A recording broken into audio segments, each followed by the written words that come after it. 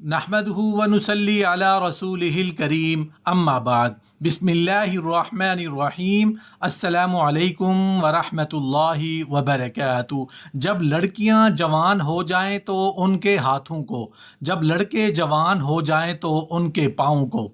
आज की अच्छी बातें, सच्ची बातें, ज़िंदगी में काम आने वाली बातें, ऐसी रूहानी बातें जो हमारी ज़िंदगियों की कामयाबी और कामरानी की ज़मानत देती हैं। अगर इन बातों को सही मानों में हम अपनी ज़िंदगियों का हिस्सा बना लें तो मकसद ज़िंदगी भी हासिल होगा और अल्लाह जल्ल शानो की खुशनुदी भी।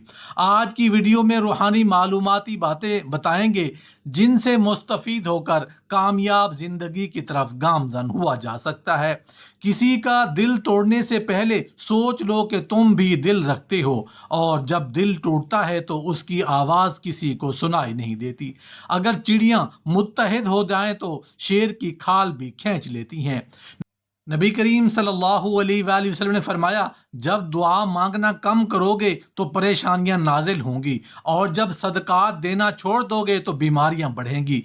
जब किसी से तुम अच्छाई करो तो उसे मख्फी रखो, जब कोई तुमसे अच्छाई करे तो उसकी शोहरत करो। गुस्से की इब्तदा जनून है और इंतहा नदामत है। हज़रत अली रज़ी अल्लाह तआला अन्हु ने फरमाया, मुझे 3 चीज़ों से मोहब्बत है: गर्मी का रोज़ा, तलवार की जंग और मेहमान की इज्जत।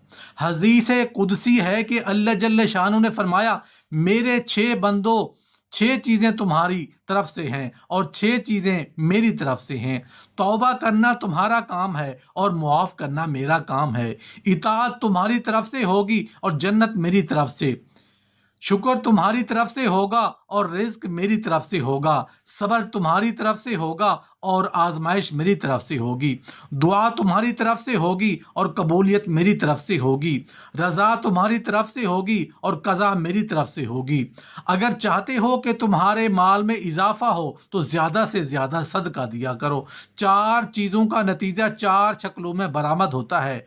गुस्से का नतीजा पशेमानी की सूरत में ज़हूर पजीर होता है। झगड़े का नतीजा शर्मिंदगी की सूरत में बरामद होता है। बुरे कलाम का नतीजा अदावत की शक्ल में बरामद होता है। सुस्ती का नतीजा महरूमी की शक्ल में बरामद होता है। फजूल खर्च की 3 निशानियां हैं: बेमकसद खरीदारी करना, अपनी हैसियत से ज़्यादा का लिबास पहनना और अपनी हैसियत से ज़्यादा ग़िज़ा पर खर्च करना। कर्ज की परेशानी जैसी कोई परेशानी नहीं।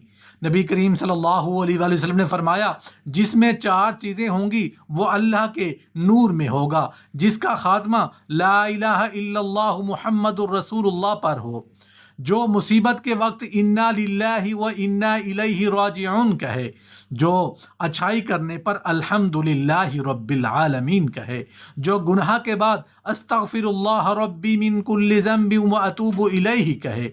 3 चीज़ों में से किसी की रियायत नहीं है। वादा वफाई चाहे मुसलमान से हो या काफिर से, वालिदैन से नेकी, वालिदैन चाहे मुस्लिम हों या काफिर हों, अमानत की अदायगी ख्वाह मोमिन की हो या काफिर की। नाक तराशने से बहुत बड़ी बीमारी का रोका जा सकता है और रिज्क की फरावानी नसीब होती है। तलुए फजर और तलुए शम्स के दरमियान वक्त में रिज्क तलाश करो, क्योंकि यही तो वो वक्त है जिसमें अल्लाह ताला अपने बंदों में रिज्क तकसीम करता है। जो अल्लाह ताला के थोड़े से रिज्क पर राज़ी होगा तो अल्लाह ताला भी उसके थोड़े से अमल पर राज़ी हो जाएगा। आजमाइश शुरू होने से पहले आजमाइश की मौजों को दुआ के ज़रिए दूर करो। कद्दू खाओ, उसके खाने से दिमाग में इजाफा होता है और ये नबी करीम सल्लल्लाहु अलैहि वसल्लम की पसंदीदा सब्जी है। अनार का एक दाना हयात कल्ब का सबब है, नफ्स की अमान का मौजब है और 40 दिन तक शैतान के शर से महफूज रहने का जरिया है। काम करने वालों की कदर करो, कान भरने वालों की नहीं, क्योंकि काम करने वाले आपको बहुत कम मिलते हैं और कान भरने वाले हर जगह पे मुयस्सर होते हैं।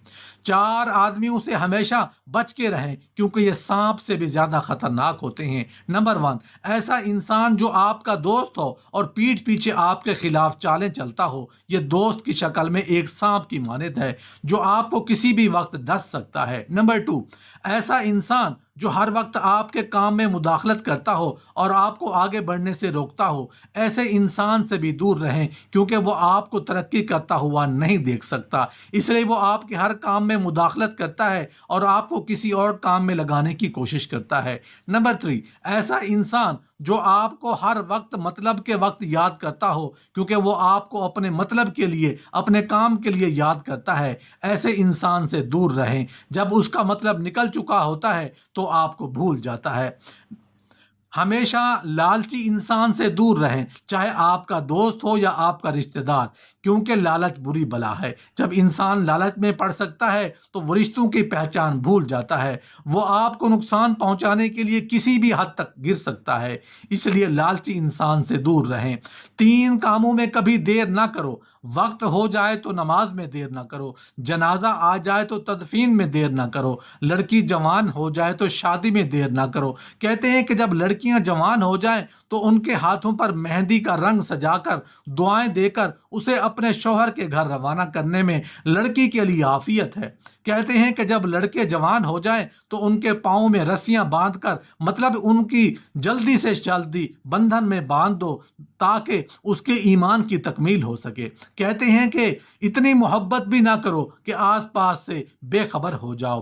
سب سے بڑی کمزوری تمہاری مایوسی ہے۔ جب تک انسان مشکلات کے مصائب میں گرفتار نہیں ہوتا، اس کے جوہر نہیں کھلتے۔ موت کا تعلق جسم سے نہیں، احساس سے ہوتا ہے۔ خدا ہمیں وہاں ملتا ہے جہاں ہم خود سے بھی چھپنا چاہتے ہیں۔ جہیز کا مطالبہ شریفانہ ڈاکہ ہے۔ وہ عورت سب سے زیادہ کم تر ہے جو اپنے شوہر کی نافرمانی کرتی ہے اور اپنے شوہر کی باتوں کو ہلکا لیتی ہے، اس سے زیادہ کم تر اور کوئی نہیں ہو سکتا۔ 4 چیزوں کو تھوڑا نہ سمجھو: قرض، مرض، دشمن، آگ۔ کسی بے وقوف کے ساتھ بحث مت کیجیے، وہ آپ کو مٹی گارے میں گھسیٹ لے گا، کیونکہ اس کو لت پت ہونے میں مزہ آ رہا ہوگا اور آپ خواہ مخواہ میں خوار ہو رہے ہوں گے۔ اس معاشرے میں عورت کا مرتبہ کیسے بلند ہو سکتا ہے جہاں مردوں کی لڑائی میں ماں بہن کی گالیاں دی جاتی ہیں؟ جو کسی تنگ دست پر آسانی کرے گا، اللہ جل شانہ دنیا اور آخرت میں اسے آسانی نصیب کرے گا۔ جب ہمسایہ بھوکا ہو تو مومن کبھی سیر ہو کر کھانا نہیں کھاتا۔ کسی تکلیف یا مصیبت کے وجہ سے اللہ تعالیٰ سے موت کی درخواست نہ کرو۔ اپنے گھر کے دروازے تک مہمان کے ساتھ چلنا سنت ہے۔ جو شخص گھر سے نکلتے وقت سورہ آل عمران کی آخری آیات اور آیت الکرسی، سورہ قدر اور سورہ فاتحہ پڑھ کر نکلے تو اس کی دنیا بھی اور اخروی حاجات بھی پوری ہوں گی۔ گھر میں داخل ہوتے وقت سورہ اخلاص پڑھو، کیونکہ اس سے فقر دور ہوتا ہے۔ انسانی بدن میں آنکھ سے بڑھ کر کوئی ناشکرا عضو نہیں، لہٰذا آنکھ کے ہر مطالبے کو پورا نہ کرو ورنہ تمہیں اللہ کی یاد سے غافل کر دے گی۔